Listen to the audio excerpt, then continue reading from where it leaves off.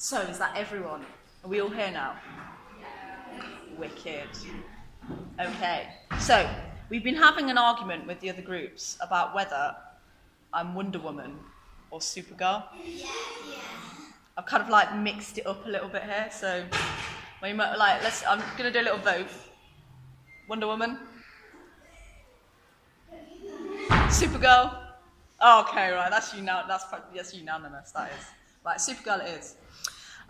So my name is Madeleina K, and I've come to talk to you today about a book that I've written, which is called Go Back to Where You Came From.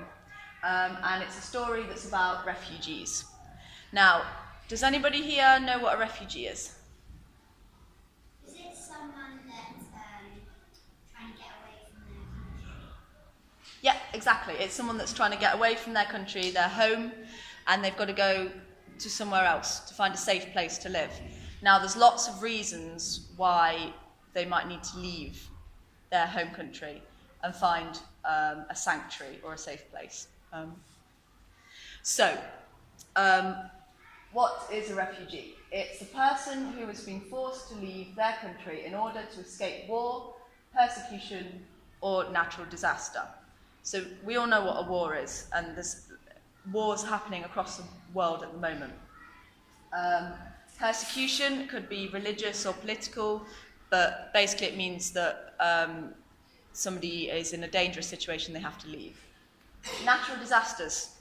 Can anyone name a natural disaster? A tornado? Yeah, tornado, hurricane. Yeah. Volcano, yeah, volcanic eruption. Earthquake, yeah. Tsunami. Flood, yep. Landslide, wow, bingo, you got all of them. Well done. So yeah, there's lots of reasons why people might have to leave their country to find somewhere that's safer to live. And we're really fortunate in the UK that actually our country is a safe place to live. And that's why we get refugees coming over here. So, when they travel over, they often have to make a really long and sometimes dangerous journey. So you can see in this picture here, this family here, they're having to walk a really long distance and having to carry all their things with them. Well, not all of their things, because actually they have to leave a lot of their belongings and possessions at home, back in the country, because you just can't carry that much stuff with you. So, you know, all your toys and your books and your clothes and things, you'd have to leave them behind. Also, people often have to travel across oceans or the sea. And when they do that, it's often in a boat that's not very safe.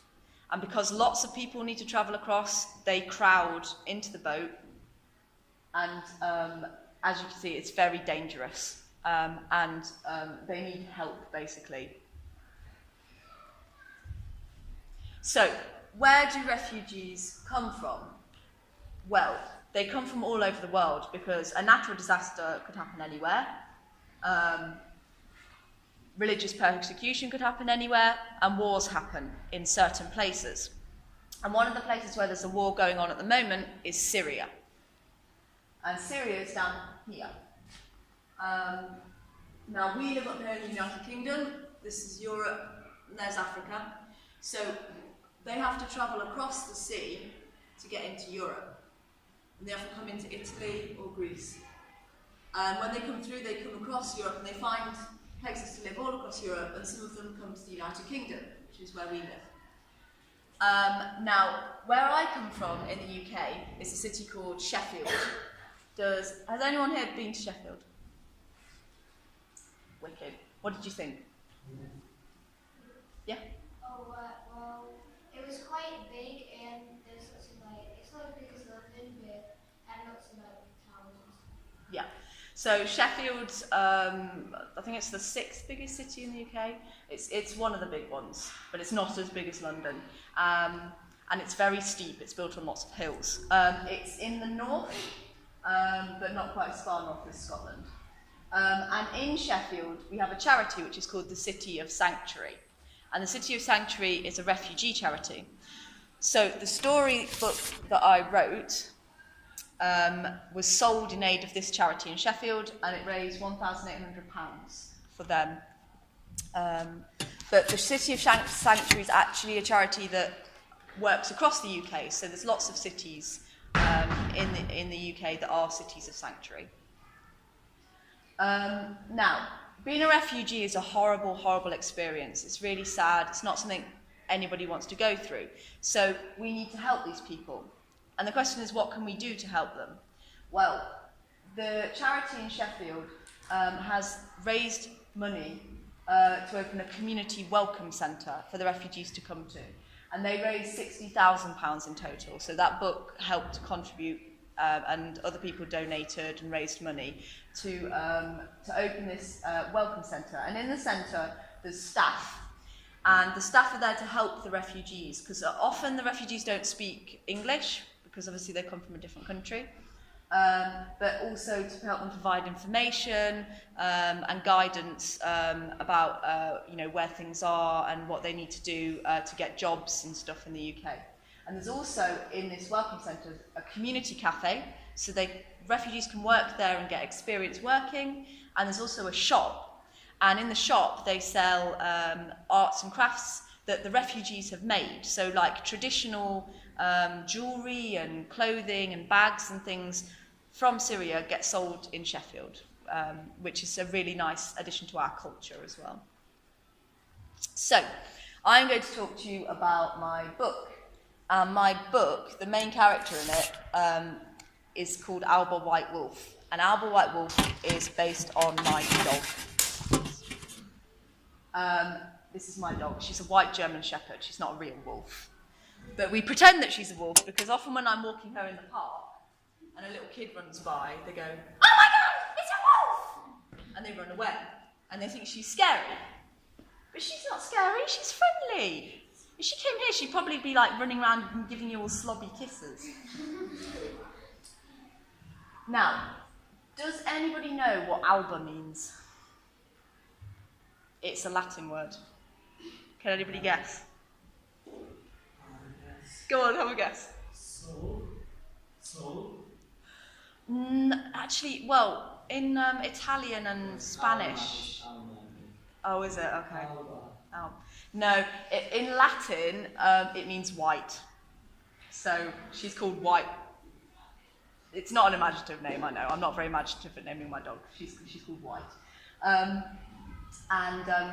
Just for the record, those badges aren't actually stuck in, because some of the other kids were getting, the younger kids were getting really scared that I'd actually put badges in my dog. But she's fine. Alba is actually a rescue dog. Now, does anybody here have a rescue dog? Do you know what a rescue dog is? You want to tell me?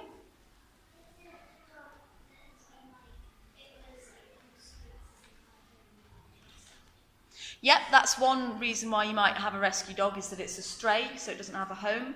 The other reason is if their home isn't suitable or they're not looking after the dog properly and they have to take the dog away and they have to find it a new home, a safe home for them. So in some ways, a rescue dog is a bit like a refugee, because they've had to leave their home because it was too dangerous, and they've had to find a new home where it's safe for them. So I'm going to do a reading of my story for you. There was once a beautiful wolf called Alba White Wolf. She came from a faraway country called Sandyland. She loved living in Sandyland because it was always hot and the sun was always shining. Alba White Wolf lived in a little mud house in a small village with her family. Mummy, Daddy, and Baby. Alba White Wolf was their pet and they loved her very much. Every family in the village kept a pet wolf to guard their homes. The wolves were excellent pets because they were fierce with strangers, but friendly with the families. The wolves liked to play together on the beach. They swam in the sea to cool down because it was so hot and sunny in Sandyland. But Alba White Wolf was scared of the water. "Don't be silly," said Rusty Brown Wolf. "All wolves know how to swim.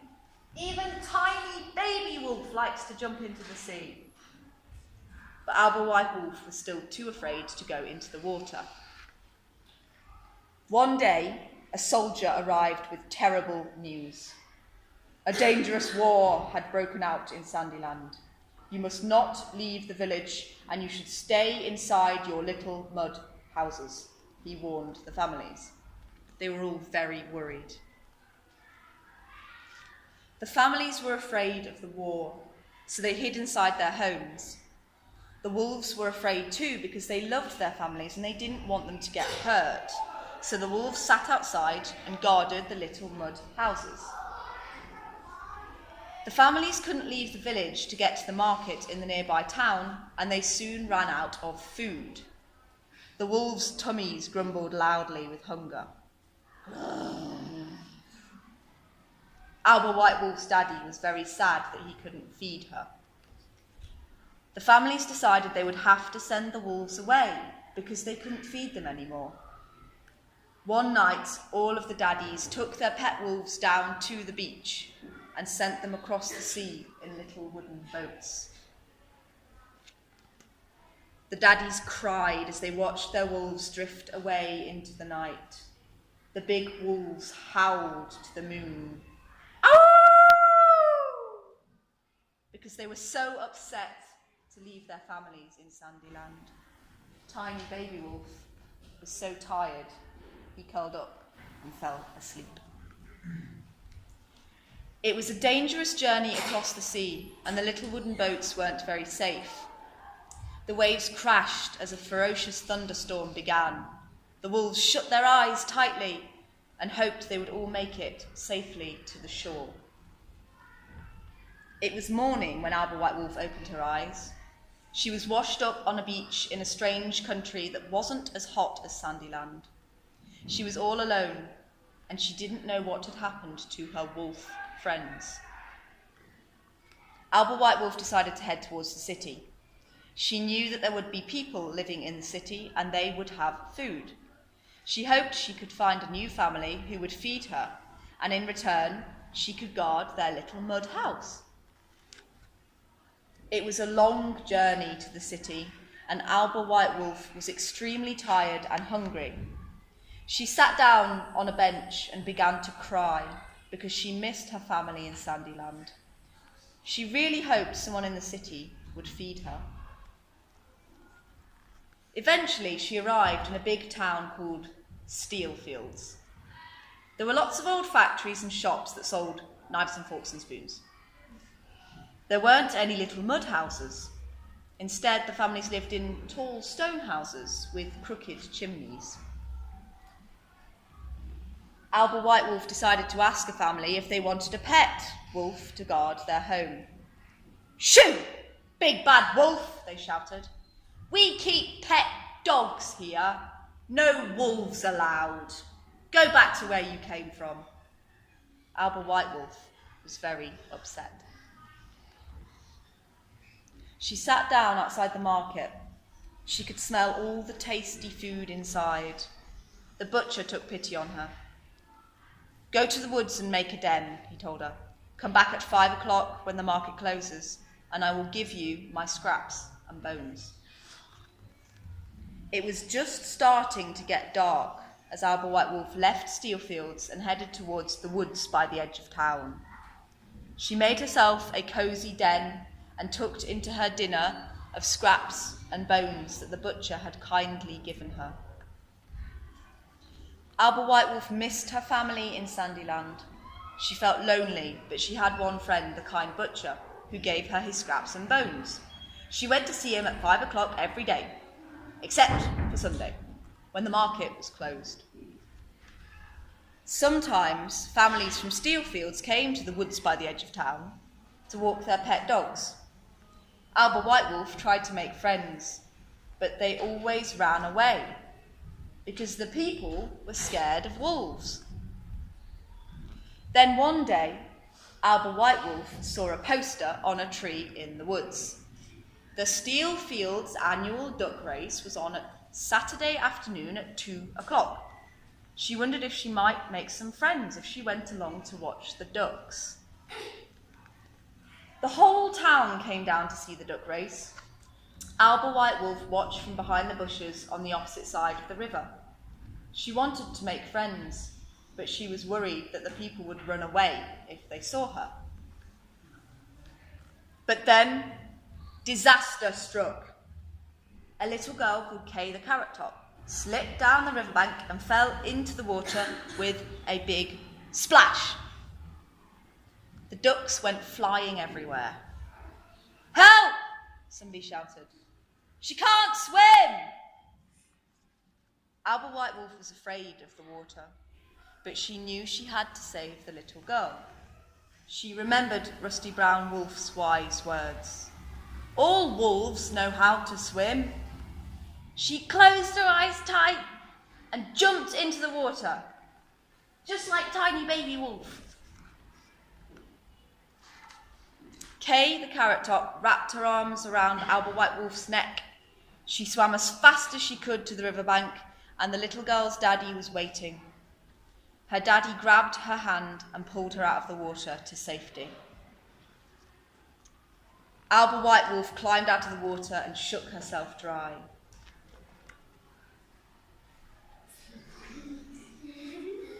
"Congratulations!" cried the mayor. "You are the first wolf ever to win the Steel Fields annual duck race." All of the people cheered in celebration. Can we have a cheer for Alba White Wolf? But the ducks were outraged. "Thank you for saving me," said Kay the Carrot Top. "Would you like to live with me and my daddy, Bill the accountant, and my other daddy, Frank the postman?" Alba White Wolf felt confused because she didn't realise that a family could have two daddies. This is a strange country, she thought. They live in tall stone houses with crooked chimneys instead of little mud houses. They keep pet dogs instead of wolves, and some of the families have two daddies instead of a mummy and a daddy.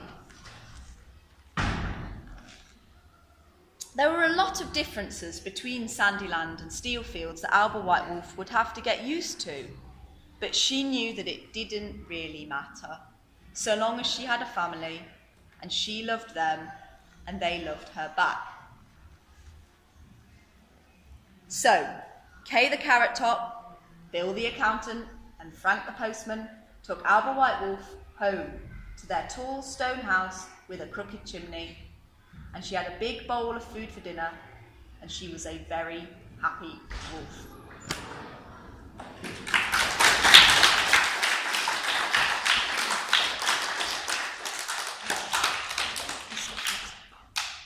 So I've got a picture here of the world. It's the other side of the world. Who knows what continent that is? Yeah, it's Australia. But the world is a sphere, and we're all living on the same planet together. So it doesn't matter which side of it we're looking at. We need to work together, and we need to be a community. And there's these words that I think everyone should think about and hold dear to themselves. And those words are love, friendship, solidarity, and peace. Because when we don't have peace and we have war, you get people suffering, like refugees that have to leave their countries and leave their homes behind.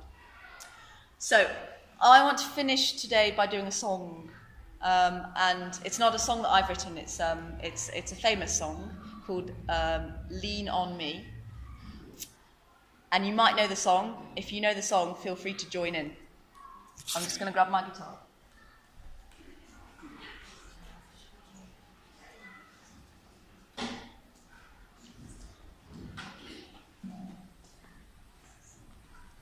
Do you want to? The next slide's got the words in. So there's the words, and the last class actually did a very good job of joining in with the chorus.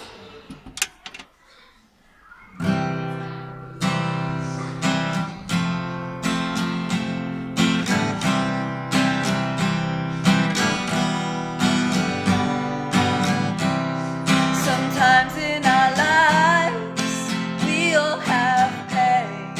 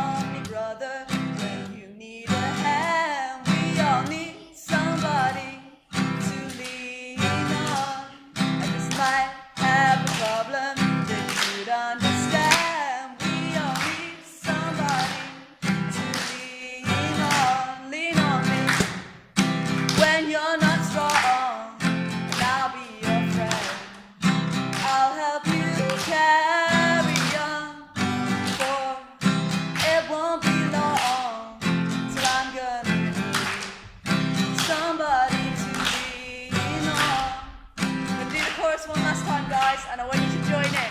Can you do that? Lean on me when you're not strong. I'll be your friend. I'll help you carry on, for it won't be long till I'm gonna need somebody to lean on.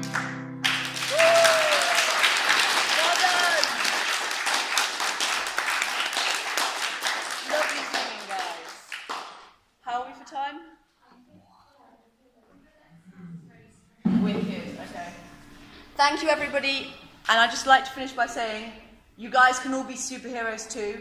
All you need to do is, show a little bit of friendship and kindness to other people and help them out when they need you. Okay? Thank you.